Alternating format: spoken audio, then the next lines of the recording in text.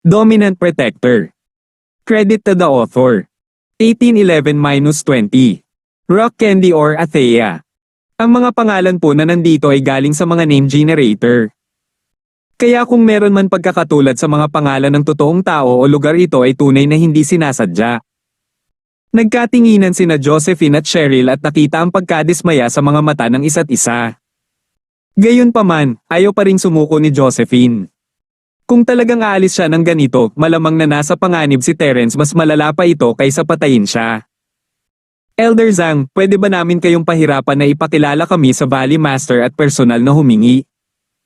Alam ni Josephine na ang kahilingang ito ay medyo labis, ngunit wala siyang ibang pagpipilian. Munting babae, sa palagay ko dapat ka nang umalis. Mapait na ngumiti si Elder Zhang.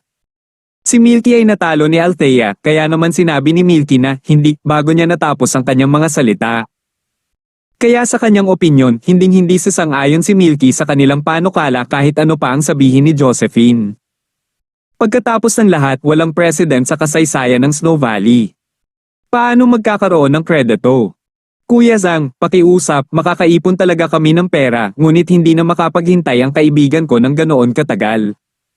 Yumukod muli si Josephine kay Kuya Zhang at sinabing, kailangan kitang problemayin. Bata, walang magagawa ng walang mga patakaran. Bagamat naniniwala ako sa iyo, maaaring hindi ka paniwalaan ng master ng lambak. Kung ang Snow Valley ay magnenegosyo ng ganito sa hinaharap, hindi ba ito magiging isang gulo? Sinabi ni Elder Zhang, munting babae, maaaring hindi mo alam, ngunit paano mo makikilala ang master ng lambak ng ganoon kadali? Kahit na gusto ng mga disipulo ng sekta na makita ang pinuno ng lambak, maaaring hindi nila siya makita. Hindi nilinaw ni Elder Zhang, ngunit halata ang kahulugan. Imposibleng makita ni Josephine at ng iba pa ang Valley Master. Nag-alinlangan si Josephine at nagigting ang kanyang mga ngipin. Elder Zhang, pakisabi sa Sect Master na ako ang kapatid ng Sect Master na si Althea, huwag kang mag-alala, hindi kami bababa kahit isang sentimo. Sa pagkakataong ito, kumain ng kaibigan ko ng prutas, kaya pupunta ako sa Ice Palace para kunin ang pera. Ano? Puno ng pagkabigla ang mukha ni Elder Zhang matapos marinig ang mga salita ni Josephine. Inisip niya na si Josephine ay konektado lamang sa ilang maliit na pamilya o sekta at ipinakilala sa lambak. Kung tutuusin, iba ang lambak sa ibang mga sinaunang sekta. Alam ng maraming tao ang lokasyon ng lambak. Ito ay hindi lihim. Maaari pa nating aisala ang kaibigan ko dito at kapag nakuha na natin ang pera, aalisin natin siya. Natakot si Josephine na hindi pumayag si Elder Zhang kaya idinagdag niya. Gayunpaman, ang mukha ni Elder Zhang ay nagpakita ng kakaibang ekspresyon. Sinasabi mo, ikaw ay kapatid ng Sect Master? Oo, ako nga. Tumango si Josephine. Hindi makapag-react si Elder Zhang. Hindi ba ulila si Althea? Bakit may nakababatang kapatid na babae? Ano ang nangyayari? Sa pagkakaalam ko, ulila ang Sect Master, bakit siya magkakaroon ng kapatid? Tanong ni Elder Zhang. Kakakilala lang namin. Sabi ni Josephine, kung hindi ka naniniwala sa akin, Elder Zhang, maaari mong tanungin ang Ice Palace kung kaya mo. Noong una, ayaw ibunyag ni Josephine ang kanyang pagkakakilanlan, ngunit wala na siyang ibang pagpipilian ngayon. Kung hindi niya sinabi ngayon, ipapaalis nila siya. Kaya't nagpasya siyang sabihin ito. Sandali lang, magsusumbong ako sa Valley Master. Naghinala si Elder Zhang, ngunit mukhang hindi nagsisinungaling si Josephine. Kung tutuusin, ang ganitong bagay ay madaling malaman at hindi niya kailangang magsinungaling. Kung talagang nalaman ng Snow Valley na nagsisinungaling siya, maaari niyang kalimutan ang tungkol sa pagkuha ng Ice Spirit Fruit. Maraming salamat, Elder Zhang. Narinig ni Josephine ang mga salita ni Elder Zhang at nakahinga siya ng maluwag. Nagkaroon ng pag-asa sa wakas. Maaari ko bang tanungin kung ano ang iyong pangalan? Tanong ni Elder Zhang. Josephine. Sabi ni Josephine. Sige, maghintay ka dito. Pagkatapos magsalita ni Elder Zhang, muli siyang lumabas ng guest room. Bumalik sa normal ang mukha ni Elder Zhang, ngunit ang kanyang puso ay nasa estado ng pagkagulat. Ang mga normal na mukhang taong ito ay talagang kamag-anak ng Sect Master na si Althea. Gayunpaman, dahil kasangkot ang rock sugar, hindi makapagdesisyon si Elder Zhang sa kanyang sarili, kaya maaari na lamang niyang tanungin muli si Valley Master Milky. Valley Lord Milky. Pagkatapos ng anunsyo ng disipulo, muling pumasok si Elder Zhang sa silid ni Milky. Kuya Zhang, bakit ka bumalik? Umalis na ang mga taong iyon. Medyo kakaiba ang naramdaman ni Milky. Tinanong lang ni Elder Zhang ang mga taong iyon tungkol sa kredito, ngunit wala pang 15 minuto, bumalik siya muli, na ikanalito niya. Hindi. Gusto ng mga taong iyon na makita ng personal ang Valley Master. Sabi ni Elder Zhang, Valley Master Milky. Gayunpaman, bago natapos ni Elder Zhang ang kanyang mga salita, ang orihinal na malungkot na mukha ni Milky ay naging mas malungkot. Ang kanyang orihinal na maislan at magandang mukha ay naging medyo kakaiba, Simi. Elder Zhang, kailangan mo pa bang iulat ang ganitong bagay? Bakit hindi mo na lang siya tinanggihan? Si Milky ay hindi Sky Class late face pick, ngunit mayroon siyang maraming prestihiyo sa lambak. Ito ay dahil siya ang huling disipulo ng Grand Elder at ng matandang Master. Valley Master, iyon ang sinabi ko sa kanila, ngunit ang isa sa kanila ay nagsasabing kapatid siya ng Sect Master. Hindi ako makapagdesisyon, kaya naparito ako para humingi ng iyong opinyon. Sabi ni Elder Zhang na may mapait na ngiti. Ice Palace? Palace Master? Aling Palace Master? Bahagyang natigilan si Milky. Ang guro ng Althea Palace ng Ice Palace. Hindi nagulat si Elder Zhang nang makita ang reaksyon ni Milky. Kung tutuusin, nabigla rin siya nang marinig ang balita. Ano? Siya ang kapatid ni Althea? Bahagyang nagbago ang mukha ni Milky, ngunit may bakas ng kahihiyan ang sumilay sa kanyang mukha. Sa pag-iisip kung paano tinanggihan ni Althea ang kanyang mungkahi, nakaramdam siya ng labis na pagkadismaya. Tinanggihan mo lang siya, at ang susunod na gagawin mo ay hilingin sa iyong kapatid na babae na pumunta at bumili ng prutas na Ice Spirit. Nakatingin ka ba sa ibaba ng Snow Valley? Oo, kaya Valley Master, mas mabuting makilala mo siya ng personal. Mapait na ngumiti si Elder Zhang, total, pareho tayo ng sekta ng Ice Palace. We're of the same bloodline. Kung talagang nakikita ni Althea ang katotohanan na pareho kami ng bloodline, bakit niya tatanggihan ang proposal namin? Bagamat si Milky ay pinuno ng isang lambak, bata pa siya at hindi kasing gulang ng mga nakatatanda. Hayaan mo sila, huwag kang manatili rito at galitin ako. Oo. Itong Zhang na ito ang magpapalis sa kanila ngayon din. Mapait na ngumiti si Elder Zhang. Inilalabas ni Milky ang kanyang galit sa kanyang nakababatang kapatid na babae. Mabuti na lang at hindi niya binanggit ang relasyong ito, ngunit nang mabanggit niya ito, mas lalong nairita si Milky. Maghintay. Isang boses ang narinig. Bago dumating ang tao ay dumating na ang boses. Pagkatapos, lumitaw ang isang figure sa harap ni Milky at nakatatandang Zhang. Gayunpaman, nang makita nila kung sino yon, naging seryoso ang ekspresyon ni Milky at ni Elder Zhang, kinuyam nila ang kanilang mga kamao at sumaludo, pagbati, Grand Elder. 1812. Anong problema? Napadaan lang ako sa lugar na ito at narinig ko na nandito ang kapatid ni Althea. Tanong ng Grand Elder kay Kuya Zhang. Oo, ganito. Hindi na nga si Elder Zhang na itago ang anuman at ipinaliwanag niya ang sitwasyon kay Grand Elder ng detalyado. Oh, anong pangalan niya? Tanong ng Grand Elder. Sinabi niya na ang kanyang pangalan ay Josephine. Sabi ni Elder Zhang. Josephine. Nagbago ang ekspresyon ng Grand Elder. Ang relasyon ni Althea sa Hidden House Duran ay isang lihim sa nakatagong noble house, ngunit hindi ito lihim sa sinaunang mundo. Ang lambak ay may sariling mga channel ng impormasyon at alam ng Grand Elder na ang Althea ay may kaugnayan sa Hidden House Duran. Pagkatapos ng lahat, ang kanilang kinaroroonan ay hindi maitago sa Snow Valley. Kung Duran ang apelyido ng tao, baka kapatid talaga siya ni Althea. Oli, Elder Zhang, sumama ka sa akin para makita ang kapatid ng Sect Master. Sabi ng Grand Elder. Grand Elder, tinanggihan lang ni Althea ang aming mungkahi. Bakit natin siya bibigyan ng mukha? Nalilitong tanong ni Milky sa Grand Elder. Oli, sa tingin mo ba binibigyan kita ng candy noodles? Si Althea ay Sky Class late face pick din, ngunit mas mahina pa rin siya kaysa sa akin. Bakit ako matatakot sa kanya? Mahinang sabi ng matanda. Kung gayon ikaw ay. Milky at Elderly ay nalito. Karaniwang hindi nakikita ng Grand Elder ang mga bisita. Kahit na dumating ang mga sugo ng ibang mga sinaunang sekta o pamilya, hindi lalabas ang Grand Elder. Pagdating lamang ng pinuno ng sekta sa lambak ay lalabas ang Grand Elder. Ngunit ngayon, para sa kapakanan ng isang nakababatang kapatid na babae ng Althea, ang Grand Elder ay talagang kailangang personal na pumunta at tanggapin siya. Ito ay talagang nagparamdam sa mga tao na medyo hindi makapaniwala. Oli, bakit mo nakontak si Althea kanina? Tanong ng Grand Elder. Dahil ba sa ang tagapagmana? Si Milky ay hindi tanga. Matapos ang paalala ng Grand Elder, agad niyang napagtanto ang isang bagay at isang bakas ng kagalakan ang sumilay sa kanyang mga mata. Grand Elder, ang ibig mong sabihin ay not bad.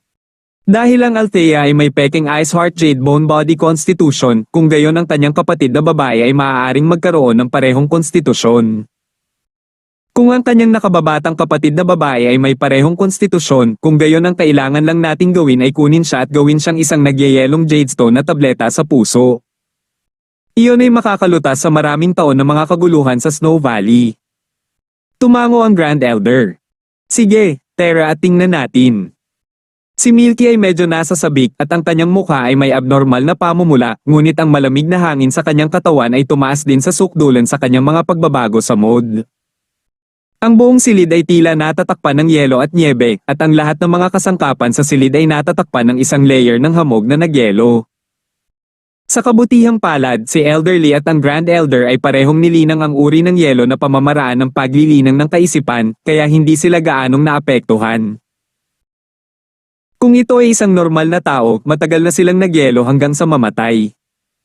Oli, ilang beses ko bang sinabi sa'yo? Ang paglilinang ng walang pusong pamamaraan ay paglilinang din ng iyong puso. Sa pamamagitan lamang ng pagpapanatili ng isang nagyayelong puso, maaari kang magpatuloy sa landas ng martial arts. Madali kang magalit, ngunit hindi madaling linangin ang iyong puso. Hindi maging masaya sa mga bagay, hindi malungkot mag-isa, iyon ang pinakamataas na kaharian ng isang icy heart. Agad na nakaramdam ng pagkapahiya si Oli at ibinaba ang kanyang ulo sa harap ng mga nakatatanda sa entablado na parang bata. Pasensya na, Grand Elder, galit ako. Kalimutan mo na, sinong hindi bata dati. Walang magawang umiling ang Grand Elder. Kitang-kita na mahal niya si Milky, 20s ka pa lang. Normal lang na parang bata ka. Ngunit hindi umimik si Kuya Zhang sa gilid. Sa mga oras na ito, maaari lamang siyang magpanggap na bingi at pipi na parang walang nakikita. Ang saloobin ng Grand Elder kay Milky ay napakabuti, ngunit hindi naman sa iba. Ang mga patakaran ng Snow Valley ay mahigpit. Kung tumawa si Kuya Zhang, malamang naparusahan siyang magpatrolya sa lambak kahit na siya ay isang elder. Ang Grand Elder, Milky, at Elder Zhang ay magkasamang pumunta sa guest room. Ang hitsura ng Grand Elder at Milky ay naging mahirap para kay Josephine na hatulan kung sino ang master ng Snow Valley. Pagbati kay Valley Master at Elder Zhang. Ito ang Grand Elder ng ating Snow Valley. Tiningnan ni Elder Zhang si Josephine at nagpakilala. Pagbati, Grand Elder. Nagulat si Josephine. Bakit nandito si Grand Elder? Noong una, akala niya ay napakahirap nang makita ang puno ng lambak, ngunit ngayon ay dumating na ang Grand Elder. Dahil dito, medyo natakot si Josephine. Hindi niya alam kung bakit nagkaroon ng malaking palabas ang Snow Valley. Dahil kaya sa Althea? Sino si Josephine? Tanong ng Grand Elder. Ako ito. Maingat na sabi ni Josephine. Iunat mo ang iyong kamay at tingnan ang matandang babaeng ito. Tumingin ang Grand Elder kay Josephine at sinabi. Okay. Hindi alam ni Josephine kung ano ang ibig sabihin ng Grand Elder, ngunit iniunat pa rin niya ang kanyang kamay at iniabot ito sa kanya. Kinuha ng Grand Elder ang palso ni Josephine na para bang may sinusuri siya. Walang sinabi sina Elder Zhang at Milky na naghinala kina Josephine, Cheryl, at Yasi, ngunit hindi sila naglakas loob na magtanong. Kahit na walang sinabi ang Grand Elder, bahagyang nakakunot ang kanyang mga kilay. Pagkaraan ng halos tagal ng paggawa ng isang tasa ng tsaa, bumaantong hininga ang Grand Elder at bahagyang umiling. Elder Zhang, paalisin mo na sila. Nagbago ang mga mukha ni na Josephine, Cheryl, at Yasi. Hindi nila alam kung bakit gustong makita sila ng Grand Elder, ngunit ayaw bitawan ni Josephine ang huling pagkakataong ito. Halos umiyak siya, Grand Elder, Valley Master, tulungan mo kami. Nakikiusap ako sa iyo. 1 bilyon, babayaran ka namin ng walang kulang ni 1 sentimo. Ni hindi man lang gustong magsalita ng Grand Elder. Kung minsan, ang mga bagay ay naging makatotohanan.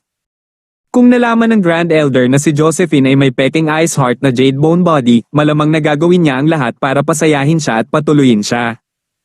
Ngunit hindi ginawa ni Josephine. Siya ay hindi naiiba sa isang ordinaryong tao sa mata ng Grand Elder. Nakikiusap ako sa'yo. Si Josephine, sa kabilang banda, ay may naalala si Trixie ay napili ng Ice Palace dahil sa kanyang malamig na katawan ni Yin, at naging tagapagmana nila ito ay dahil doon kaya siya nabuhay. Mag-iiba sana kung si Trixie ay walang malamig na Yin na katawan. Sa kabutihang palad, ang pagpuporsige ni Terence ay nakaantig kay Elder Ching at nalaman niya ang tungkol sa malamig na katawan ni Yin ni Trixie. Malamang sinusubok ng Grand Elder ang kanyang katawan noon, ngunit alam niya na wala siyang malamig na katawan ni Yin. Gayunpaman, wala rin siyang Ice Heart Jade Bone Physique. Wala man lang siyang peking Ice Heart na Jade Bone Physique gaya ni Althea. Kung hindi, matagal na itong natuklasan ni Althea, at ang Grand Elder ng Snow Valley ay hindi magkakaroon ng pagkakataong suriin ito. 1813. Sa pag-iisip na iyon, naunawaan ni Josephine ang dahilan kung bakit ang Snow Valley ay nagtipon ng napakaraming tao. Gayunpaman, iba ang naisip niya. Ang pagpupursige ni Terence sa pag-ibig ay naantig sa nakatatandang Ching at Althea. Pagkatapos, mahawakan din kaya niya ang Panginoon at dakilang Elder ng Snow Valley. Habang iniisip niya ito, dahan-daang lumuhad si Josephine sa harap ng Grand Elder at Valley Master.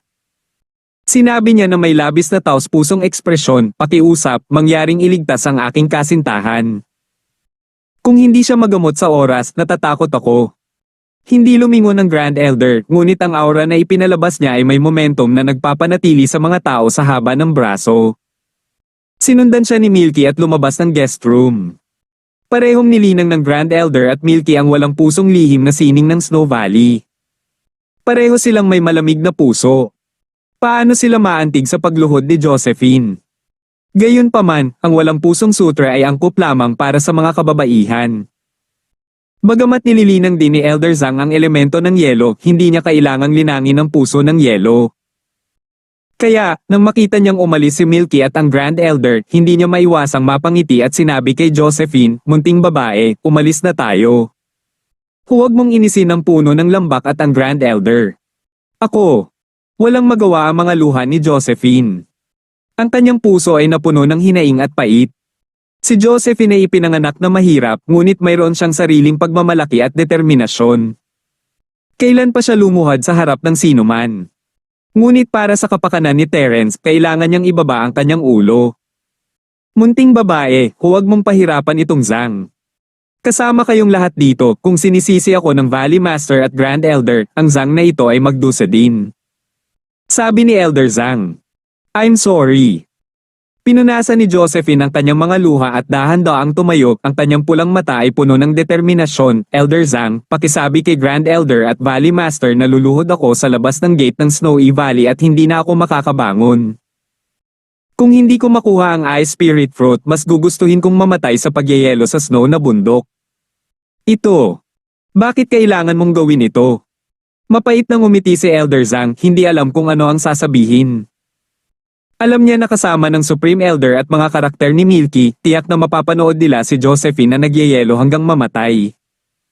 Para sa mga taong nagsasanay ng walang pusong lihim na sining, paano sila makikisimpatya sa iba?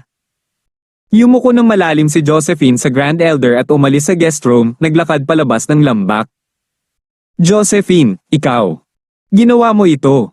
Medyo nabigla si Cheryl. Hindi niya akalain na si Josephine ay gagawa ng isang walang hiyang pamamaraan, ngunit naalala niya na ginamit ni Terence ang pamamaraang ito para iligtas si Trixie noon. Naunawaan ni Cheryl na dapat ay natututo si Josephine kay Terence. "Nakapagpasya na ako. Ito na ang ating huling pagkakataon, wala tayong oras upang pumunta sa Ice Palace." Matigas na sabi ni Josephine. Sa lahat ng tao dito, si Terence lang ang may contact information ng Ice Palace kahit ang mga magulang ni Josephine ay walang Althea. Wala rin sina Old Linford at Owen. Alam ni Owen ang ruta patungo sa lambak dahil sila ay isang sinaunang sekta na sikat sa pagtitinda at pangangalakal ng mga kayamanan. Pero, Malamig dito, iba ka kay Terence, practitioner siya, hindi. Mamamatay ka sa freeze dito? Nagulat si Cheryl at sinubukan siyang pigilan. Nasabi ko na dati, at gagawin ko. Tiningnan ni Josephine ang walang malay na si Terence at mariing sinabi, matagal ko na siyang kilala. Ngunit wala akong nagawa para sa kanya. Sabi niya. Walang magawa si Cheryl. Ang panahon sa labas ng lambak ay napakalamig, ito ay lampas sa kanilang imahinasyon. Ang Snow Valley at ang Ice Palace ay matatagpuan sa timog at hilaga ayon sa pagkakabanggit. Ayon sa geographical na lokasyon ng Snow Valley, ang klima ay dapat na angkop para sa mga tao, ngunit sino ang mag-aakala na ang klima ng valley na ito ay ganap na kabaligtaran? Sobrang lamig. Kahit karga-karga ni Yasi si Terence sa kanyang likod, hindi niya kakayanin ang panahon. Nakahinga siya ng maluwag nang lumabas siya ng guest room pero hindi na niya nakayanan. Ang katawan ni Yasi ay lumalaban sa init ngunit hindi malamig. Ang pagpapasan kay Terence sa kanyang likod ay magpapagaan sa kanyang pakiramdam, ngunit siya ay magyayelo sa kamatayan kung mananatili siya sa ganitong uri ng kapaligiran. Cheryl, Yasi, bumalik na kayo sa kotse, ayos lang ako sa labas. Sabi ni Josephine at lumuhad sa harap ng gate.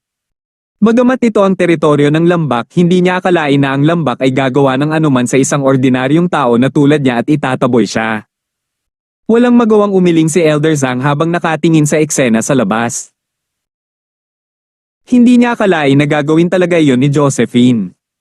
Ngunit ang ikinagulat niya ay dahil si Josephine ay kapatid ni Althea, bakit hindi niya kontaken si Althea at ilipat ang pera para sa Ice Spirit Fruit? Siyempre, hindi alam ni Elder Zhang na hindi sa ayaw ni Josephine, ngunit hindi niya makontak si Althea. Ang mga sinaunang sekta ay may sariling paraan ng pakikipag-ugnayan sa isa't isa, ngunit gumamit sila ng mga liham upang makipag-ugnayan sa secular na mundo. Hindi alam ni Cheryl kung paano hikayatin si Josephine. Hindi niya alam kung dapat niya itong gawin. Iniisip niya kung siya ang nasa posisyon ni Josephine, gagawin niya ba ito? Kahit na narinig ni Cheryl na sinabi ni Josephine na matagal ko na siyang kilala. Ngunit wala akong nagawa para sa kanya.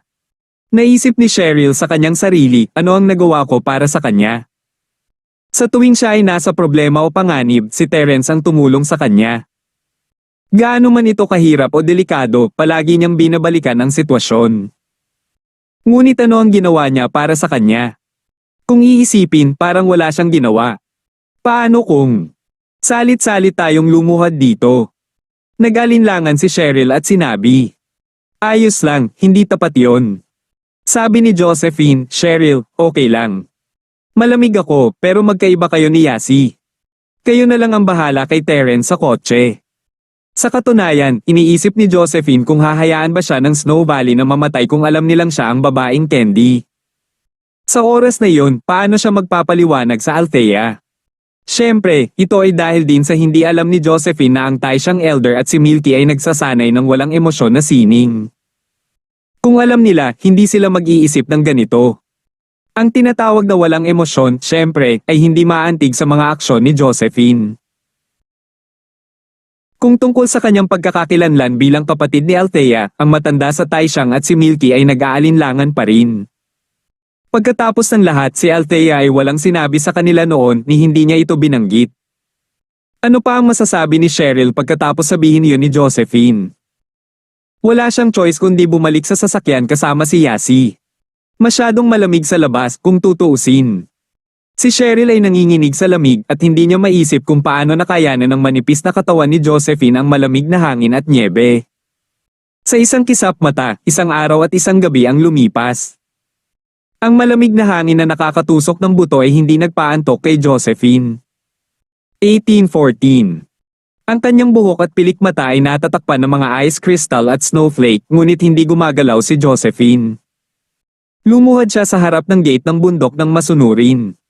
Matatag siyang naniniwala na ang kanyang katapatan ay tiyak na magpapakilo sa Grand Elder at Master ng Lambak. Josephine sis. Okay ka lang? Si Yasi ay lalabas ng kotse upang tingnan ang kalagayan ni Josephine paminsan-minsan. Natatakot siya na si Josephine ay mamatay sa lamig. Paano kayang panindigan ng isang normal na tao itong mundo ng yelo at nyebe?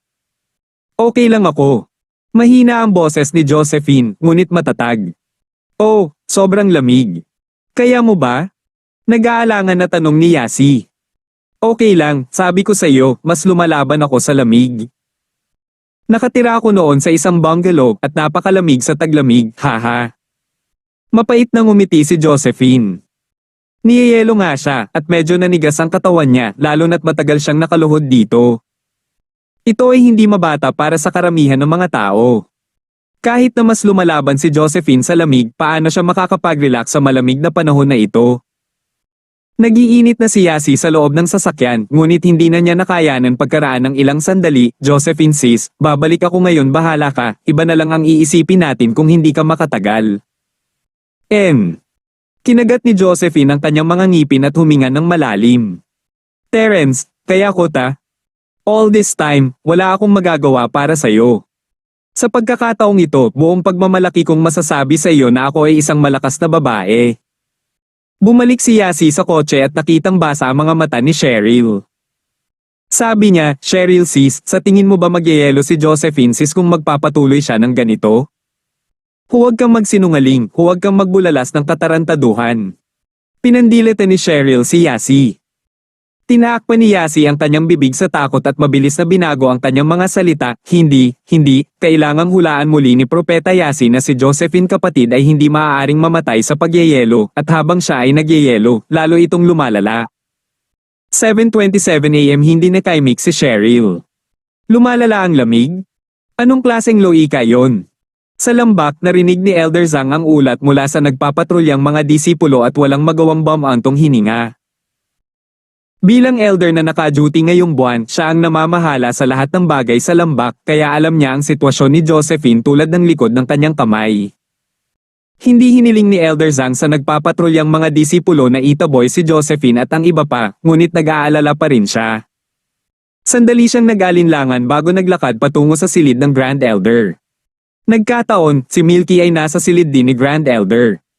Nagmamadali silang binati ni Elder Zhang isa-isa. Elder Zhang, bakit ka pumunta sa lugar ko? Tumango ang Grand Elder at nagtanong.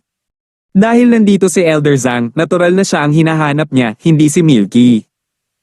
Grand Elder, si Josephine ay nakaluhod pa rin sa bakana ng lambak. Nag-alinlangan si Elder Zhang. Kahit ano paman, siya pa rin ang kapatid ng Sectmaster ng Ice Palace na si Althea. Kung may mangyari sa kanya sa ating Snow Valley, hindi ba't kailangan din nating pasanin ang responsibilidad? Kuya Zhang, ikaw ang elder na naka-duty, kaya ikaw ang bahala sa pagpapatrolya sa Snowy Valley. Dahil nakita mo siya doon, bakit hindi mo siya pinayagang umalis? Tanong ng Grand Elder. Ito. Namula ang mukha ni Elder Zhang. Mabait kasi siya at nakita niyang hindi madali ang mga batang ito, kaya gusto niyang tulungan sila. Kaya naman sinabi niya sa Grand Elder. Hindi niya inaasahan na makikita ng Grand Elder ang kanyang iniisip, ngunit sinabi pa rin ni Elder Zhang, Grand Elder, nakaluhod siya sa labas ng gate ng bundok. Strictly speaking, hindi na natin ito teritoryo. Tsaka sabi ng mga ninuno sa lambak hindi natin kayang salakayin ng mga ordinaryong tao. Si Josephine ay hindi isang cultivator, kaya hindi ko siya mapipilit na umalis. Dahil iyon ang kaso, sinabi mo na ang lugar na iyon ay hindi teritoryo ng Snow Valley. Ano ang kinalaman ng isang ordinaryong tao na nagtatangkang magpakamatay sa Snow Valley? Isumbong mo sa akin kapag na-freeze siya? Malamig na sabi ng Grand Elder. Oo. Kung gayon ay pupunta muna ako at gagawin ko ang aking trabaho. Mapait at walang magawang ngumiti si Elder Zhang bago tumalikod para umalis. Pagkaalis ni Kuya Zhang, sumimangot si Milky at sinabing, Grand Elder, kahit na tinanggihan ng maliit na batang babae na si Althea ang aming proposal, ngunit kung ang kanyang nakababatang kapatid na babae ay talagang natigilan sa kamatayan dito, hindi ba ito ay hindi nararapat? Hindi siya tanga. Dahil nandito siya para iligtas ang isang tao, paano siya mawala ng isa pang buhay? Walang pakialam na sinabi ng Grand Elder, bihira sa isang ordinaryong tao ang kayang tumagal ng isang araw at isang gabi. Gayunpaman, maghintay ka na lang. Kung talagang ayaw niyang mamatay, tiyak na aalis siya bukas. Pero kung gusto talaga nilang mamatay at hindi umalis bukas, ipapaalis ko sila. Oo. Tumango si Milky. Kinabukasan, nakaluhod pa rin si Josephine sa niebe. Uminom lang siya ng tubig at kumain ng compressed biscuits para mapunan ang lakas niya, pero nakaluhod pa rin siya doon. Sina Cheryl at Yasi ay parehong lihim na namangha sa tibay ni Josephine. Kung ito ay isang normal na tao, hindi ba sila magiging mga popsicle pagkatapos na magyelo ng 1 o 2 araw sa nyebe? Nasa sakit si Josephine, ngunit tila wala siya sa anumang seryosong kondisyon. Napakamangha. Binigyan lang ni Yasi si Josephine ng hardtack at mineral na tubig at nagulat siya nang bumalik siya sa kotse, hindi pa patay si Josephine sis, tama ang hula ni Propeta Yasi. Magical. Sa palagay ko ay kamangha-mangha ka rin hindi ka namatay sa init pagkatapos ng maraming araw. Hindi na nagulat si Cheryl, masyadong maraming kakaibang bagay ang nangyari mula nang dumating si Terence sa villa. Una, ito ay ang malamig na katawan ni Trixie, pagkatapos ay ang init ni Yasi na nagdadala ng kakaiba, at ngayon ito ay ang malamig na resistensya ni Josephine. Oh, totoo yan. Tumango si Yasi. Nakuha ni Elder Zhang ang ulat mula sa mga nagpapatrulyang disipulo na si Josephine ay nakakain at nakakainom pa rin. Nagulat siya, ngunit nakahinga siya nang maluwag na si Josephine ay hindi patay. Gayunpaman, nang maisip niya ang mga salita ng Grand Elder kahapon, hindi na siya ginulo ni Elder Zhang. Mahigpit ang mga alituntunin ng lambak at ayaw ni Elder Zhang na problemayan ng Grand Elder para sa parehong bagay. Dahil sinabi ng Grand Elder na magulat sa kanya kapag namatay si Josephine, hindi siya maglalakas loob na pumunta sa Grand Elder ngayon. Maliban kung ang lambak ay may iba pang mahahalagang bagay na iuulat sa Grand Elder, ayos lang.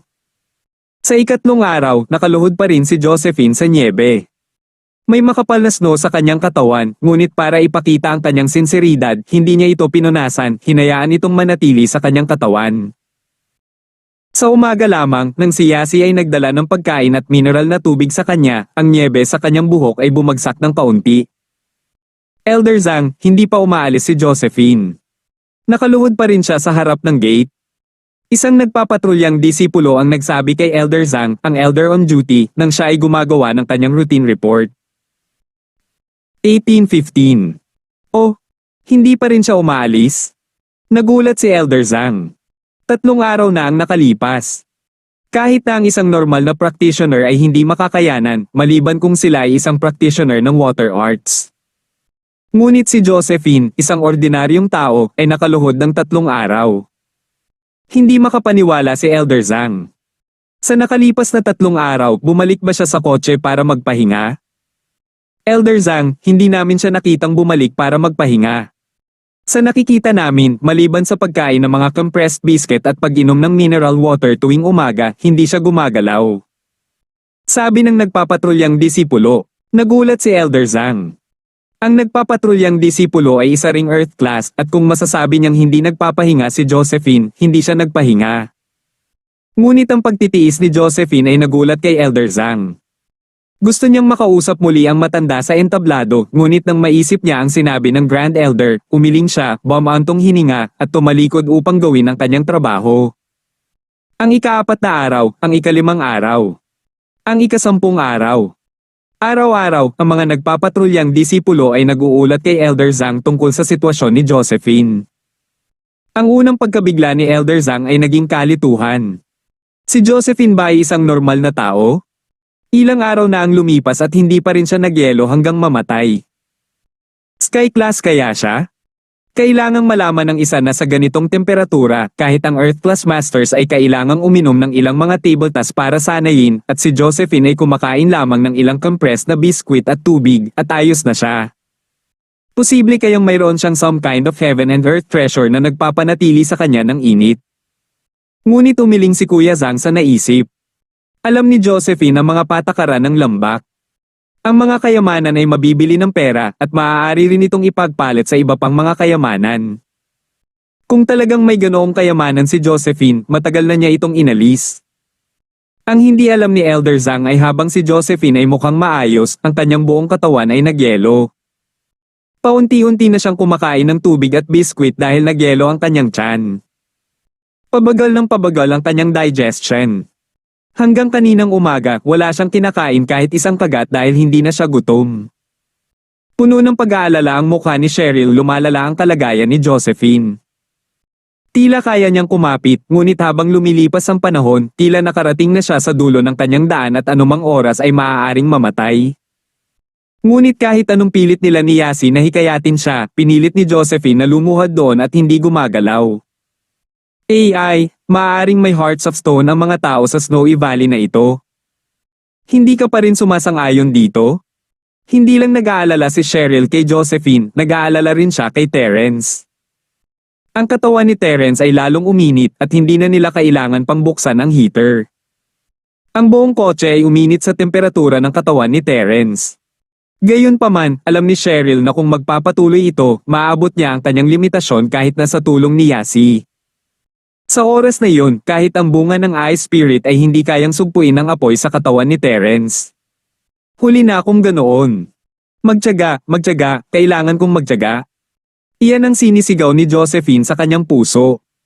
Hindi na niya maramdaman ang kanyang mga paa at hindi na rin niya masyadong maramdaman ang kanyang katawan. Bahagya lang niyang naigagalaw ang kanyang mga kamay at maging ang kanyang mga iniisip ay nagyelo. Ilang araw na ang nakararaan, naaalala pa rin niya ang lahat ng matamis na sandali nila ni Terence para pasayahin ang sarili, ngunit ngayon, hindi na niya ito maisip. Sa ika-15 araw, naramdaman ni Josephine na siya ay mamamatay. Oo, siya ay talagang mamamatay. Ang kanyang paningin ay lumalabo at hindi na siya makapag-isip tulad ng isang normal na tao. Kapag nahaharap sa mga tanong ni Yasi, nakasagot lamang siya ng isang NN upang ipakita na siya ay buhay pa. Ngunit alam ni Josephine na malamang na malapit na siyang mamatay. Ito ba ang pakiramdam ng kamatayan? Tila hindi naramdaman ni Josephine ang sakit. Unti-unting lumabo ang kanyang kamalayan at ang kanyang buong katawan ay tila nakaka-relax. Para itong kaluluwang umaalis sa balat nito gaya ng inilarawan sa mga sinaunang aklat. Pakiramdam niya ay lumulutang ang kanyang katawan. Sa sandaling ito, ang eksena sa harap niya ay naging malinaw mula sa malabo. Nagulat si Josephine nang makita ang kanyang sarili na nakatayo sa pinakamataas na punto ng lambak nakatingin sa ibaba sa buong valley. Ang gate ng bundok, ang matarik na bangin, ang lupang natatakpan ng nyebe, ang mainit na araw. Ang lahat ng ito ay tila bumubuo ng pinakamagandang larawan at ang puso ni Josephine ay may kakaibang pakiramdam na parang naging isa siya sa larawan. Nagsimulang maglakad sa hangin si Josephine. Bumagsak ang nyebe sa kanya ngunit hindi siya naantig nito. Natunaw ito nang makarating sa kanya. Sa sandaling iyon, naramdaman ni Josephine na siya ay isang diyosa na para bang lahat ng bagay sa lambak ay ipinanganak para sa kanya. Iniunat niya ang kanyang kamay at ang nyebe sa kanyang harapan ay naging isang maliit na whirlpool na umiikot sa pagitan ng kanyang mga puting kamay na parang may ginagawa ito para sa kanya, sinusubukang pasayahin siya. Tila naglaho ang kanyang nagyelo na katawan at hindi na niya maramdaman ang lamig ng buto. Ang puting nyebe ay tila hindi nakakaapekto sa kanya at ang araw ay nagpainit sa kanya at komportable. Ito ba ang huling ningning bago ang kamatayan? Naisip ni Josephine. Maraming tao ang nakakakita ng kanilang kaluluwa na umalis sa kanilang katawan bago sila mamatay at ito ay isang bagay na sinasabi sa mga kwentong multo. Maraming tao na naligtas mula sa bingit ng kamatayan ang may parehong pakiramdam bago sila mamatay. Ngunit hindi siya sigurado kung ito ay komportable tulad ng ngayon dahil mayroong isang pakiramdam ng kaligayahan sa kanyang puso at ang pakiramdam na ito ay lumalakas at lumalakas habang lumilipas ang panahon. Biglang naramdaman ni Josephine na ang mar-ingal na gate ng bundok ng lambak ay lumiliit at lumiliit. Ang bangin sa kabilang bahagi ng lambak ay wala sa kanyang paningin. Para siyang naging may-ari ng lugar na ito, ang master ng lugar na ito. Kahit ang Grand Elder at ang Valley Master ay hindi na natatakot sa kanya. Ito ay isang napakagandang pakiramdam. Hindi na siya ang hamak na batang babae mula noon, ngunit naging isang makapangyarihang diyosa. Dahan-dahan muling inabot ni Josephine ang kanyang kamay. Kitang-kita niya na tila naging pag-aari niya ang hangin at nyebe sa lambak. Casual niyang iwinagayway ang kanyang kamay upang alalahanin ang kanyang mga alaala at ang hangin at nyebe ay nagbago ayon sa kanyang mga galaw. 1816. Ipinikit ni Josephine ang kanyang mga mata, tinatamasa ang init, kaligayahan at kagandahan ng sandaling iyon.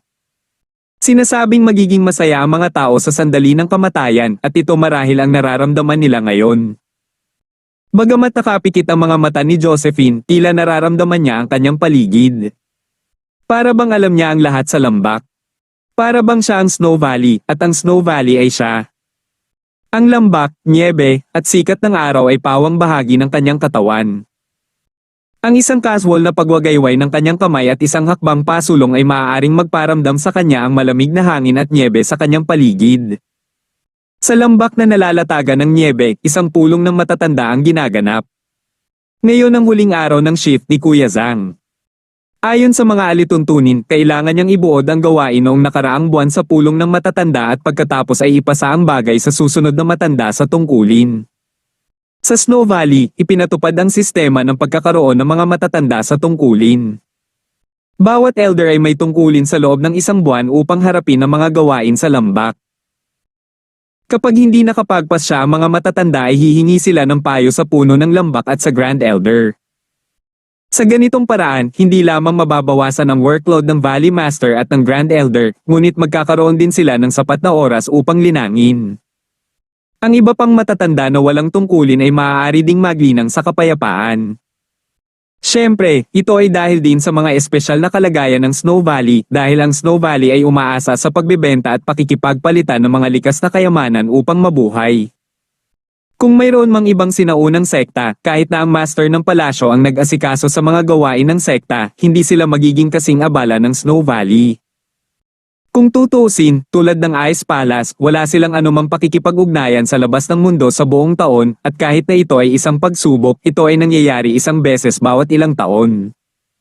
Bagamat kailangang harapin ni Althea ang ilan sa mga normal na bagay sa palasyo, hindi niya kailangang masyadong magambala at hindi ito makakaapekto sa kanyang pagsasanay. Ito ang mga bagay na hinahawakan ko sa loob ng isang buwan kong tungkulin. Biglang nagbago ang tono ng pananalita ni Elder Zhang habang sinabi niya sa Grand Elder, "Grand Elder, may isa pang bagay na gusto kong iulat." "Magsalita ka," sabi ng Grand Elder. "Ang Sect Masters. Sister ay hindi pa umalis."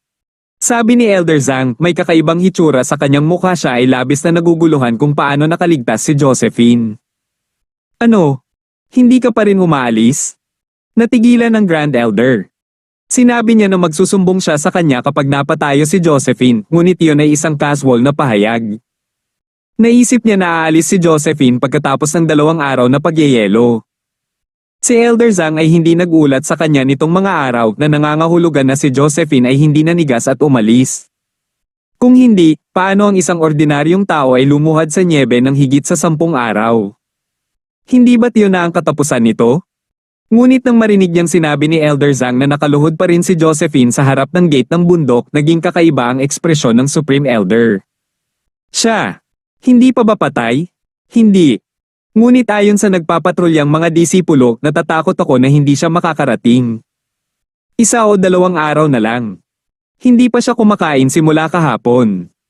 Kasabay nito, ipinaliwanag ni Kuya Zhang ang nangyari sa nakalipas na kalahating buwan. Magagamit lang niya ang pagkakataong ito para sabihin sa Grand Elder ang tungkol kay Josephine. Bago ito, kahit na dumamay ito sa kanya at gustong tumulong, wala siyang pagkakataon. Kaya pagkatapos ipaliwanag ang sitwasyon, idinagdag ni Elder Zhang, Grand Elder, na talagang gustong mamatay ni Josephine. Bibigyan natin siya ng mukha, ngunit siya pa rin ang kapatid ng Sect Master, tama ba? Sabi mo sa nakalipas na 15 araw, hindi siya pumunta sa kotse para magpainit. Sa halip, lumuhad siya sa nyebe, kasama ang pagkain at pagtulog. Nagtatakang tanong ng Grand Elder. Ito ay ganito. Nakita ito ng lahat ng nagpapatrulyang disipulo. Sabi ni Elder Zhang. Tara, tingnan natin.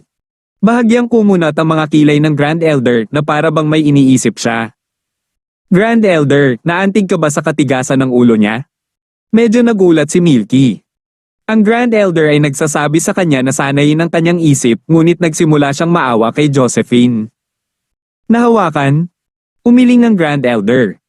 Ang sagot ng Grand Elder ay natigilan kay Elder Zhang, Milky, at sa iba pang mga elder. Dahil hindi naman sila nadamay, bakit gusto pa nila itong makita? Dahil ba talaga sa Althea kaya siya natakot na mamatay si Josephine dito? 15 araw. Hindi mo ba iniisip na kakaiba ito?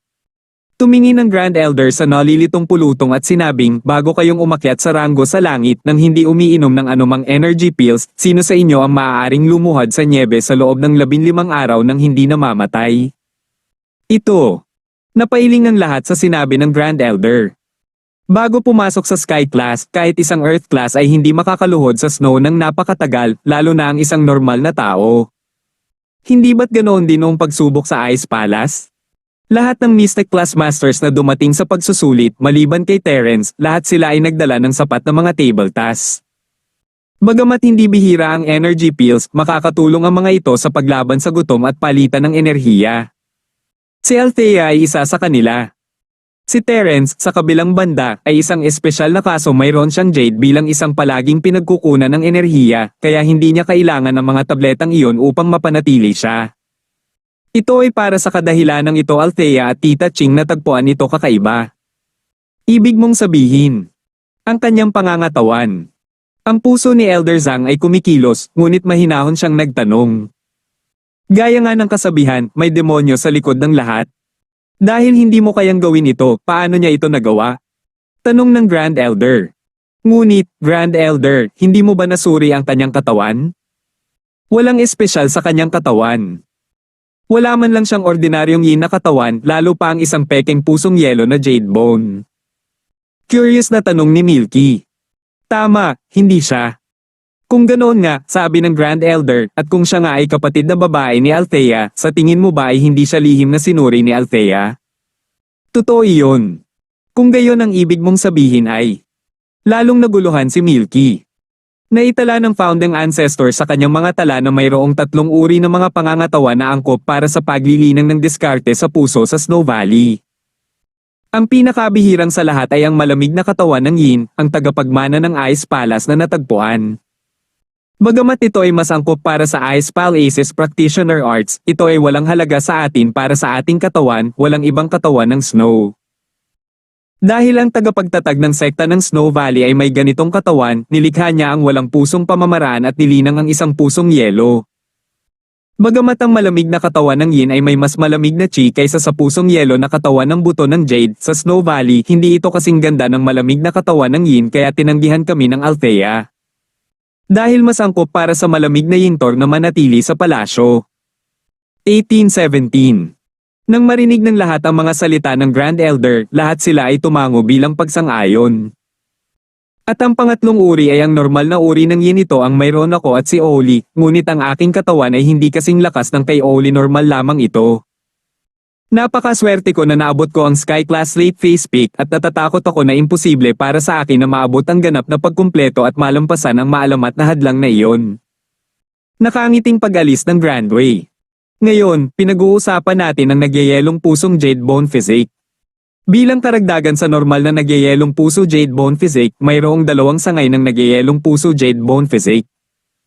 Ang isa ay ang peking nagyayelong pusong Jade Bone Physique na siyang katawan ng kristal na asukal.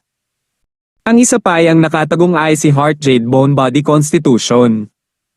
Nang banggitin ng matanda sa entablado ang ganitong uri ng pangangatawan, bahagyang nagbago ang mukha ni Milky at nakaisip siya ng isang posibilidad. Pagkatapos ay nanlaki ang kanyang mga mata at hindi siya makapaniwala. Ngunit ang ibang mga matatanda ay nalilito dahil ang mga nagsasanay lamang ng walang pusong lihim na sining ang maaaring maka-access sa mga tala ng founding patriarch. Ang mga taong ito ay ang Supreme Elders, Valley Masters, at ang kanilang mga direktang disipulo. Para naman sa iba, bagamat nilinang din nila ang water type at mist type na mental cultivation method, kailangan lang nilang magkaroon ng ordinaryong water type na pangangatawan. Hindi nila kailangan ng mga espesyal na pangangatawan, kaya hindi masuri ng mga taong ito ang mga tala sa paglilinang ng founding ancestor. Ang nakatagong Icy Heart na Jade Bone Body Constitution ay isang uri ng constitution na mas dalisay kaysa sa Icy Heart Jade Bone Body Constitution. Ang tagapagtatag ng ating sekta ay may ganitong uri ng konstitusyon noon. The Grand Elder continued to explain, as the name suggests, this kind of physique is a hidden physique. Maging ang founder mismo ay mahihirapang tukuyin ito, lalo na tayo. Ang ganitong uri ng pangangatawan ay makakatagpo lamang ng swerte at hindi hinahanap. Maaari lamang itong mailabas ng biglaan kapag ang potensyal ng katawan ng isang tao ay umabot na sa limitasyon nito pagkatapos makaranas ng nagyayelong kapaligiran. Noon, ang nagtatag ng Snow Valley ay dumating din sa Snow Valley. Sa ilalim ng malupit na panahon sa Snow Valley, sa sandaling ang kanyang potensyal sa buhay ay nasa limitasyon nito, hindi niya sinasadyang na-activate ang kanyang nakatagong Ice Heart Jade Bone Physique at naramdaman ang pamana ng Snow Valley. Natuklasan niya ang isang sinaunang pagkasira sa Snow Valley at pagkatapos ay nagsimula sa landas ng paglilinang na lumikha ng aming sekta ng Snow Valley. Bago ito, ang founder ay isa lamang normal na water element practitioner mula sa lugar na iyon at siya ay nasa unang bahagi pa lamang ng Golden Class. Ibig sabihin, si Josephine ay maaaring. Nanlaki ang mga mata ni Elder Zhang sa hindi makapaniwala. Hula at hinala ko lang. Matagal nang namatay ang mga ordinaryong tao, bakit hindi siya namatay? Hindi ako sigurado kung ito ba ang uri ng pangangatawan. Sabi ng Grand Elder. Ang boses ng Grand Elder ay nawala na nang maramdaman niyang may mali. Bahagyang nagbago rin ang mga mukha ng ibang matatanda at punong-puno ng lambak na si Milky sa sandaling ito. Naramdaman ng lahat ang isang malakas na pagbabago ng tunay na enerhiya at ito ang uri ng tunay na kapangyarihan na tunay na malakas. Parang lahat ng espiritual na enerhiya sa buong Snow Valley ay pinakilo sa sandaling ito.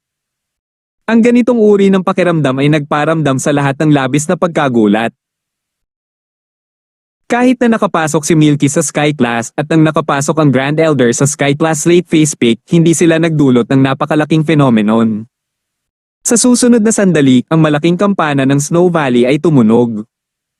Ito ay isang tunog na tatawagin lamang ng mga nagpapatrulyang disipulo kapag may emergency sa Snow Valley. Gayunpaman, ang malaking kampanang ito ay hindi tumunog sa loob ng maraming taon. Ito ay dahil wala sa mga bagay na nangyari sa lambak ng nyebe sa paglipas ng mga taon ang naging napakaseryoso kung kaya't kailangan nilang tumunog ang kampana bilang isang babala. Tara na! Sumigaw ang Grand Elder at lumipad palabas. Ang iba pang matatanda at si Milky ay mga Sky Class Master din at sinundan nila ang Grand Elder palabas ng meeting room. Sa lambak ng nyebe, ang lahat ng espiritual na enerhiya ng langit at lupa ay mabilis na nagmamadali sa isang direksyon, kabilang ang malamig na hangin at ang bumabagsak na nyebe. Sa sandaling ito, lahat sila ay nagmamadali sa direksyon na iyon. Hindi katakataka na ang mga alagad sa lambak ay magpapatunog ng kampana upang bigyan sila ng babala tungkol sa kakaibang sitwasyon. Ang pag-unlad ng sitwasyon ay lumampas na sa kanilang imahinasyon at kontrol. Matapos makita ng Grand Elder ang kakaibang pangyayaring ito, agad siyang lumipad patungo sa gitna ng espiritual na chi. Sa likod niya, sumunod din ang iba. Hindi lamang ang mga tao sa lambak ang nagulat, maging sina Cheryl at Yasi ay nagulat. Dahil nakita nila si Josephine na nababalutan ng nyebe at hindi gumagalaw, biglang tumayo mula sa nyebe. Ang nyebe sa kanyang katawan ay nawala sa isang iglap at ang katawan ni Josephine ay naglabas ng hindi matamo na banal na liwanag. Si Josephine ay parang snow fairy habang itinaas niya ang sarili sa lupa, iniunat ang kanyang katawan sa ilalim ng araw. Ang mga snowflake ay hindi na muling bumagsak sa kanya, ngunit umikot sa paligid niya na bumubuo ng isang magandang puyo ng tubig. Ano ba, umakyat si Josephine sis? Tumingala si Yasi kay Josephine na nasa langit, wala ni Katiting na alikabok sa kanya, nakakamangha si Propeta Yasi, lumalamig si Josephine sis. Natahimik si Cheryl sa sinabi ni Yasi. Anong kalokohan ito, masyado na niyang nakita sa mga nobela. Gayunpaman, ang huling pangungusap ni Yasi na lumalamig ng lumalamig ang nagpawala ng galit kay Cheryl. Hindi lang niya tinawag ang kanyang sarili na Propeta Yasi nang walang dahilan. Hindi alam ni Cheryl kung ito ay mabuti o masama at hindi niya alam kung ano ang susunod na mangyayari. Ngunit anuman ang mangyari, si Josephine ay hindi mukhang siya ay na-freeze sa kamatayan at iyon ang higit na ikinagaan ng loob ni Cheryl. Sa isang kisap mata, ang Grand Elder ay dumating sa gitna ng puyo ng tubig at tumingin kay Josephine ng may pagtataka. Walang pagkakamali. Walang pagkakamali. Ito talaga ang nakatagong nagyayelong pusong Jade Bone Physique. Talaga. Bagamat si Milky at ang iba pang matatanda ay nagulat din sa eksenang nasa harapan nila, nagulat sila nang marinig ang mga salita ng Grand Elder. Siyempre totoo. Tumango ang Grand Elder. Higit pa rito, nang buhayin niya ang kanyang nakatagong Icy Heart Jade Bone Physique, natanggap niya ang mana ng Snow Valley. Naunawaan na niya ang tunay na diwa ng kapangyarihan ng langit at lupa ng Snow Valley. Malaya niyang magagamit ang kapangyarihan ng langit at lupa ng elemento ng tubig. Ito ang katangian ng tagapagmana pagkatapos matanggap. Hindi ba't nangangahulugan iyon na ang ating Snow Valley ay mayroon ding tagapagmana? Tuwang-tuwa si Milky matapos itong marinig. Ang tagapagmana ay palaging pangunahing prioridad para sa lahat ng matatanda at sa kanya, lalo na matapos marinig na ang Ice Palace ay nakahanap ng isang tagapagmana. Ito ang dahilan kung bakit ang buong Ice Palace ay labis na nagulat at nasasabik. 1818. Bagamat ang Ice Palace at ang Snow Valley ay may magkaparehong mga tagapagtatag, pareho silang nagmula sa yan na lugar at parehong dating apat na sinaunang sekta, pati na rin ang isa sa mga nangungunang sekta ng pulong ng Sky Class bago ang pulong na ito, nang walang tagapagmana, sila ay nasa daan upang tanggihan. Nang makita na ang Ice Palace ay nakapulot ng isang kayamanan, ang people of the Snow Valley ay mapupuno lamang ng inggit at inggit. Ngunit sa sandaling ito, ang lahat ay tunay na masaya. Kung ano ang mayroon ng Ice Palace, mayroon ng Snow Valley. Siyempre, tuwang-tuwa sila kaya hindi nila naisip kung mananatili si Josephine at magiging miyembro ng lambak. Hindi alam ni Josephine na naakit niya ang atensyon ng lahat ng malalaking boss sa lambak. Parami ng parami ang espiritual na chi na naaakit sa kanya, umiikot sa kanyang paligid. Si Cheryl at Yasi ay natural na nakita ang Grand Elder, Elder Zhang, Milky at ilang iba pang mga tao na hindi nila kilala. Nag-aalala sila kay Josephine, hindi alam kung ano ang nangyari sa kanya. Nais nilang tanungin ang Grand Elder at ang iba pa. Maaari ko bang itanong kung ano ang nangyayari? Umakyat ba si Josephine sa langit? Tanong ni Yasi sa Grand Elder. Ang matandang babae ang pinakamatanda at may pinakamataas na posisyon. Natural, tatanungin muna siya ni Yasi. Masyadong nasasabik ang Grand Elder para mapansin ang paglapit ni Yasi. Buti na lang at hindi sila magkaaway. Kung hindi, ang mga kahihinatnan ay hindi maiisip. Isang bagay lamang na maaaring gumawa ng Sky Class kaya namuhunan dito. Ito ay isang beses sa 1,000 taon na kaganapan. Kahit na nakahanap ang Snow Valley ng cultivator na umiinom ng Ice Heart Jade Bone Pill at may peking Ice Heart Jade Bone Physique, o kahit na direktang nakahanap ng cultivator na may Ice Heart Jade Bone Physique, kung gusto nilang tanggapin ang mana, kailangan nilang dumaan sa mahirap na paglilinang at sarili nilang pangunawa bago nila matanggap ang mana. Kailangang malaman ng isa na ang mana ay isang uri ng resonance sa pagitan ng katawan ng isang tao at ng Snow Valley. Hindi ibig sabihin na maaaring tanggapin ng isang tao ang mana anumang oras at kahit saan dahil lang sa tugma ang kanyang pangangatawan. Bagamat angkop ang kanyang pangangatawan at tiyak na matatanggap niya ang mana, kung kailan niya matatanggap ang mana ay nakasalalay sa kanyang sariling pangunawa. Ito ay hindi isang bagay na maaaring gawin dahil lamang sa pag-iisip niya tungkol dito. Si Josephine, sa kabilang banda, ay automatikong nakatanggap ng mana pagkatapos ay activate ang nakatagong Icy Heart na Jade Bone Physique. Ito ay isang beses sa 1,000 taon na pagtatagpo at ang tagapagtatag lamang ng sekta ang nagkaroon ng gayong mahimalang pagtatagpo. Natakot ang Grand Elder na maapektuhan ni Yasi ang pagtanggap ni Josephine sa mana. Anong nangyari? Nasa panganib ba si Josephine? 15 araw na siyang nakaluhod, hindi ba kayo magagalaw at bigyan kami ng prutas na Ice Spirit? Nagpatuloy si Yasi. Ikaw. Dilat ang mata ng Grand Elder. Napaisip siya, hindi kita hinayaang magsalita. Bakit ka pa nagsasalita? Gusto niyang sampilan si Yasi hanggang sa mamatay. Iiyak ang Grand Elder kapag sinira niya ang mana. Ngunit pagkatapos ay naalala niya ang relasyon ni Yasi at Josephine at nagpasya siyang hindi ito. Kung pinatay niya si Yasi, kung gayon si Josephine ay magiging isang malaking kaaway ng lambak at hindi na siya mananatili sa lambak. Pupunta siya sa Ice Palace para magtanim at maghintay ng paghihiganti. Kaya't pinigilan ng Grand Elder ang kanyang galit at kinausap si Yasi sa mahinang boses, ayos lang siya. Huwag kang magsalita ng anuman. Bibigyan kita ng maraming prutas ng Ice Spirit hanggat gusto mo. Ibibigay ko sa iyo ang lahat ng ito, ngunit kailangan mo munang tumahimik. Oh, nakahinga ng maluwag si Yasi. Buti na lang at hindi sinampal ng dakilang elder si Yasi hanggang sa mamatay o hindi lang ang Ice Palace ang may sama ng loob sa kanya. Hindi basta-basta hahayaan ng sekta na iyon ang mga bagay-bagay. Si Cheryl naman ay nagulat sa pagbabago ng ugali ng Grand Elder. Tumingala siya sa maladyosa na si Josephine sa langit, malalim ang iniisip. Ang araw ay dahan-daang lumipat sa kanluran at lumubog na bumubuo ng isang magandang bahaghari sa kalangitan. Si Josephine ay naligo sa bahaghari, ang kanyang katawan ay nagniningning ng dalisay at maliwanag na liwanag. Walang gumalaw, at tumigil si Yasi matapos marinig na ibibigay ng Grand Elder ang prutas kay Terence. Sa ganang kanya, hindi magsisinungaling ang Grand Elder, at kung sasabihin niyang okay lang si Josephine, dapat totoo ito. Ang lambak ng nyebe ay napakaganda sa dapit hapon. Ang puting nyebe ay naaaninag na pula, ngunit walang sino man ang nasamod na pahalagahan ang magandang tanawin na ito. Ang napakarilag na paglubog ng araw ay tila nakatawag ng atensyon ng lahat. Sinubukan nila ang kanilang makakaya upang gawing mas maganda ang paglubog ng araw, ngunit ito ay walang kabuluhan. Dahil, ang mga mata ng lahat ay kay Josephine. Sa sandaling ito, si Josephine ang pinakamaganda. Sa wakas lumubog na ang araw. Nang mawala ang huling sinag ng gininto ang liwanag mula sa abot tanaw, dahan-daang dumapo si Josephine sa lupa. Ang langit at lupang espiritual na chi sa paligid niya ay unti-unti ding naglaho. Ang lahat ng mga kakaibang phenomena ay nawala sa sandaling ito. Dahan-daang tinapakan ni Josephine ang snow at idinilat ang kanyang mga mata. She mumbled bitterly, patay na ba ako? Ito na ba ang langit? Phew! Sa sandaling ito, ang Grand Elder at ang iba pang mga elder, kasama si Milky, ay nagpakawala ng mahabang hininga. Tila natapos na ni Josephine ang pagtanggap ng mana. Sa sandaling ito, naunawaan niya ang lahat ng mga pamana ng Snow Valley at naging tagapagmana ng elemento ng ambon. Ano sa tingin mo?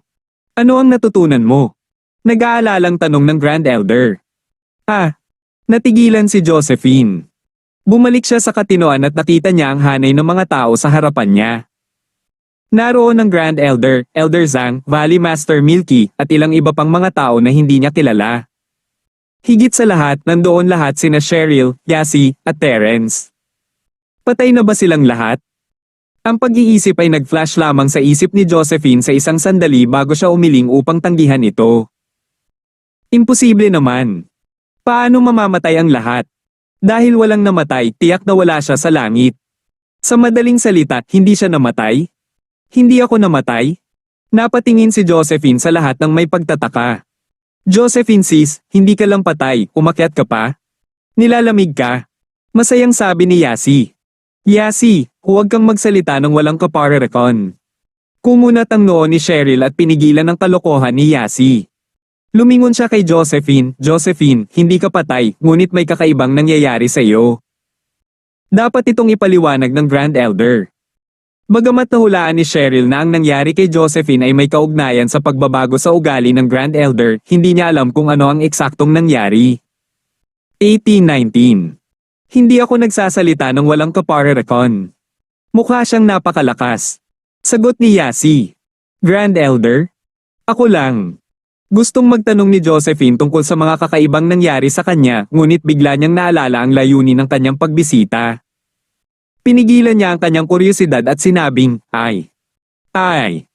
Grand Elder, Valley Master Milky, Elder Zhang, at ang iba pang senior, nakikiusap ako sa inyo. Pakibigyan muna ako ng prutas ng Ice Spirit Saint. Tiyak na mag-iipon ako ng $1 bilyon para sa iyo.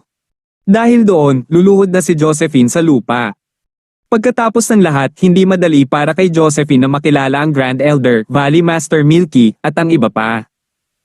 Kung palalampasin niya ang pagkakataong ito, natakot siya na hindi na siya magkakaroon ng pagkakataong sabihin muli ang mga salitang ito. Huwag. Mabilis na inabot ng Grand Elder si Josephine. Gusto niyang manatili si Josephine sa lambak. Paano niya hahayaan si Josephine na lumuhad at humingi ng ganoong kaliit na bagay? Matapos suportahan ng Grand Elder si Josephine, bukas palad niyang sinabi, maganda ang prutas ng Ice Spirit, ngunit bago iyon, pag-usapan natin ang tungkol sa iba. Ibang bagay. Hindi naintindihan ni Josephine. Lahat, mangyaring sundan kami sa meeting hall sa Snow Valley para talakayin ito ng detalyado. Ang Grand Elder ay nag-iisip ng isang paraan upang manatili si Josephine, ngunit tila posible na manatili siya kasama ang prutas ng Ice Spirit. Ito ay medyo kasuklam-suklam, ngunit ito ay naiiba sa pagpayag kay Trixie na manatili sa Ice Palace. Ang kanyang katawan ay espesyal at kailangan niyang manatili sa Ice Palace upang mailigtas. Si Josephine, sa kabilang banda, ay naiiba siya ay pumunta lamang para sa gamot at ang prutas ay 1 bilyon lamang. 1 bilyon kapalit ng isang tagapagmana ng Snow Valley ay napakalaking bagay. Gayunpaman, ito ay medyo kasuklam-suklam. Ang Grand Elder ay isang practitioner ng walang emosyon na pamamaraan. Wala siyang simpatiya. Sa kanyang mga mata, tanging mga benepisyo at malakas ang iginagalang. Kaya, kahit na siya ay magalang kay Josephine, ito ay batay lamang na mananatili si Josephine. Kung hindi pumayag si Josephine, hindi na kailangang pag-usapan ang tungkol sa prutas na Ice Spirit. Okay. Tumango si Josephine pagkatapos ng ilang pag-aalinlangan. Bagamat hindi niya alam kung bakit siya biglang binigyan ng pansin ng Grand Elder, tiyak na may kinalaman ito sa nangyari noon. Kaya kung ano man ang nangyari noon, dapat maging magandang bagay. Dumating ang iilan sa kanila sa meeting hall ng Snow Valley. Sa ilalim ng nagulat na mga tingin ng mga alagad ng Snow Valley, ang pinto ng meeting hall ay mahigpit na nakasara. Kailangang malaman ng isa na ang bulwagan ng pagpupulong ay isang ipinagbabawal na lugar para sa lahat maliban sa Grand Elder, sa mga matatanda at sa puno ng lambak. Ngayong nakapasok na ang 4 na estranghero sa bulwagan ng pagpupulong, isa na lamang itong malaking himala. Gayunpaman, hindi inisip ng dakilang elder na ito ay isang paglabag sa mga patakaran. Kung nanatili si Josephine sa lambak, maibibigay niya sa kanya ang posisyon ng dakilang elder. Sa mata ng mga Sky Class Masters na tulad nila, ang posisyon na ito ay wala. Bukod pa rito, sa kanilang antas ng paglilinang, walang maiinggit kay Josephine dahil hindi sila maaaring magselo sa kanyang katawan. Alam ng mga tao sa kanilang antas na hindi maganda ang konstitusyon ng katawan. Gaano man kahirap ang nilinang ng isang tao, hindi ito magiging kasing bilis ng isang may magandang pangangatawan. Kaya kung sasali si Josephine sa lambak, magiging bahagi siya ng lambak kahit gaano pa siya kalakas, masaya lang sila tungkol doon. Siyempre, kung sumali siya sa Ice Palace, magseselos lang sila. Nagsiupuan na ang lahat sa meeting room. Si Josephine naman ay medyo natakot. Ito ang unang pagkakataon na nakakita siya ng ganito. Si Cheryl at Yasi, sa kabilang banda, ay nakakita ng maraming mundo, kaya hindi sila nagkaroon ng stage fright. Napakalinaw ko tungkol sa iyong layunin. Kung gusto mo ang prutas ng Ice Spirit, walang problema. Maaari ko itong ibigay sa iyo ng libre. Matutulungan din kita na gumawa ng race eta na makakatulong sa iyong malutas ang iyong paglihis ng chi. Mas magiging epektibo ito kung gagamitin mo ito ng magkasama. Sabi ng Grand Elder. Ito. Maraming salamat, Grand Elder. Nagulat si Josephine, ngunit nagulat din. Pagkatapos ng lahat, sa wakas ay nailigtas si Terence. Huwag ka pa magpasalamat, hindi pa ako tapos. May mga kondisyon sa aking kasunduan, walang pakialam na sabi ng Grand Elder. Makinig sa mga kondisyon bago ka magpasya kung gusto mong makipagpalitan o hindi. Grand Elder, pakiusap. Bumilis ang tibok ng puso ni Josephine. Walang libreng tanghal iyan. Ngunit ano ang kalagayan ng Grand Elder? Ayaw man lang niya ng pera? Dapat kang manatili sa aming Snow Valley. Tumingin ang Grand Elder kay Josephine at sinabing, manatili ka rito at maging isang magsasaka. Tutuparin ko rin ang aking pangako. Ako? Dapat ba akong manatili dito? Si Josephine ay hindi masyadong nagulat sa mga salita ng Grand Elder, na hulaan na niya na hindi maipapakita ng Grand Elder ang kanyang mukha kung hindi mangyayari ang kakaibang fenomeno na iyon, lalo na ang pagsang-ayon sa lahat ng kondisyong ito. At ang dahilan kung bakit siya pumayag sa mga kondisyong ito ay malamang na nauugnay sa kakaibang kababalaghan na lumitaw sa kanyang katawan. Hindi kaya. Na hindi sinasadyang nakakuha siya ng ilang mga benepisyo. Walang pagkakamali. Mananatili ka sa Snow Valley at magiging miyembro ng Snow Valley. Ito ang kondisyon ng palitan. Sabi ng Grand Elder.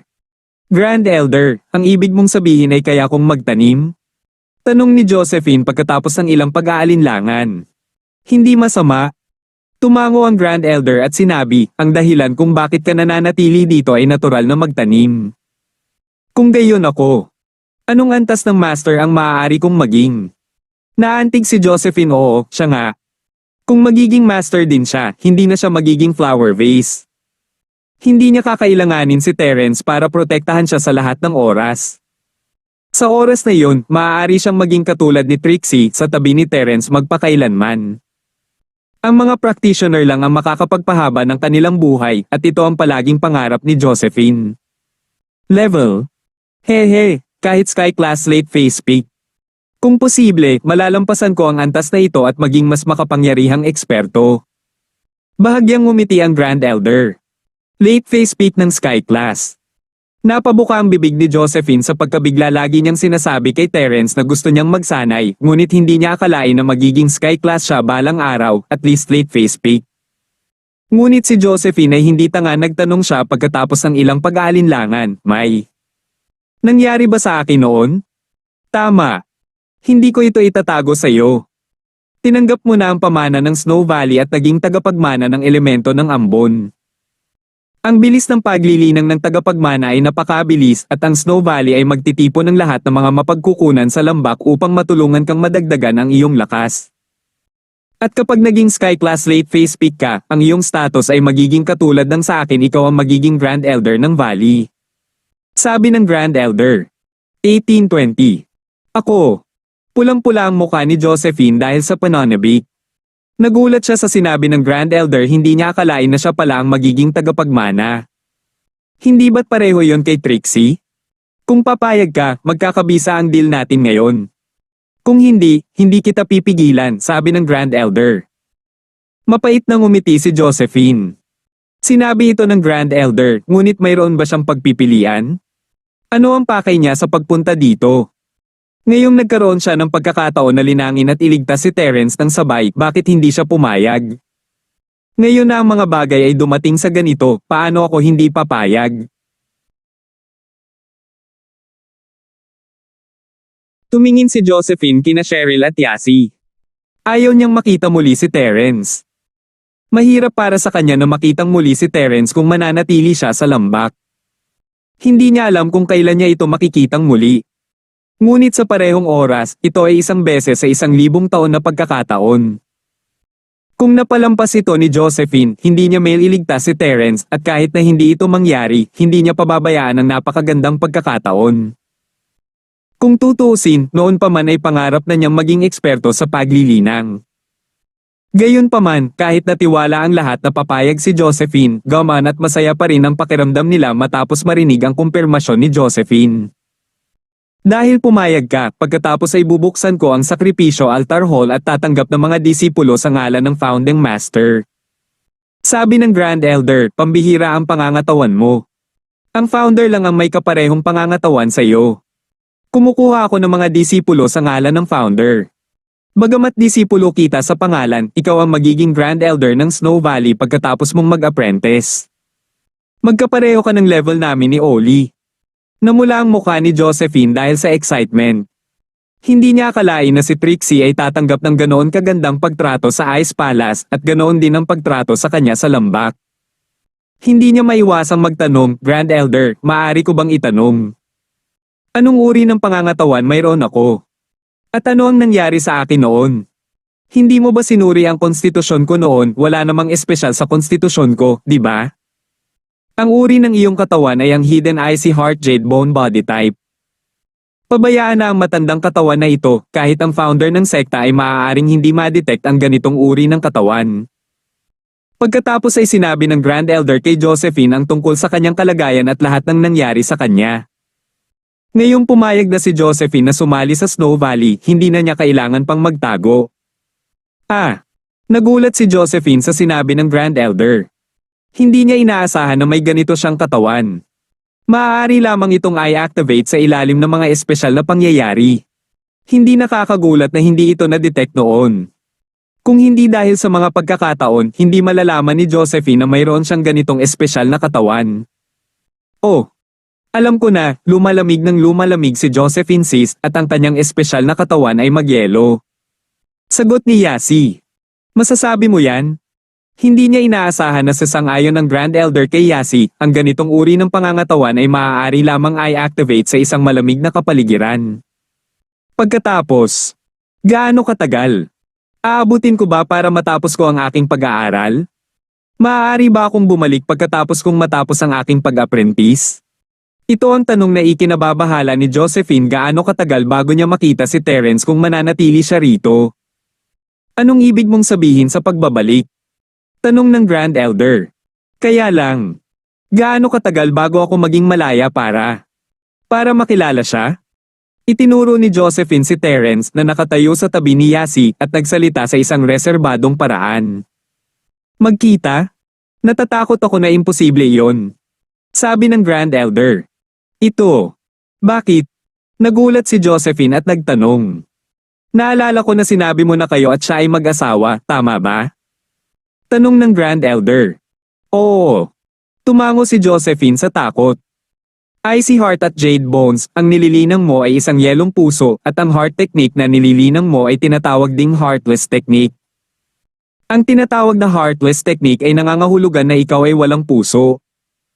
Kung mayroon kang damdamin sa iyong puso, ito ay lubos na makakahadlang sa iyong cultivation. Kaya, para maabot mo ang Sky Class na late phase peak, bibigyan kita ng gamot na gawa sa walang pakialam na damo. Simula ngayon, kakalimutan mo na siya at wala na siya sa puso mo. Nagpatuloy ang dakilang matanda. Hindi napigilan ni Josephine na mapasigaw matapos marinig ang mga salita ng Grand Elder.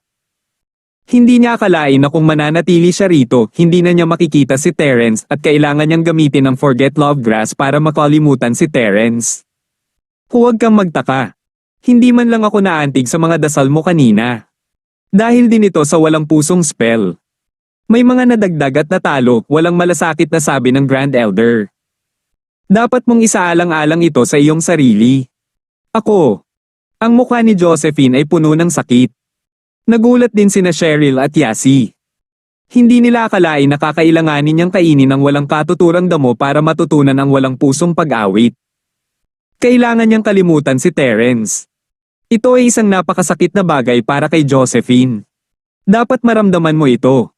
Kami ni Oli ay may natural na aura na nagpapanatili sa mga tao sa haba ng braso.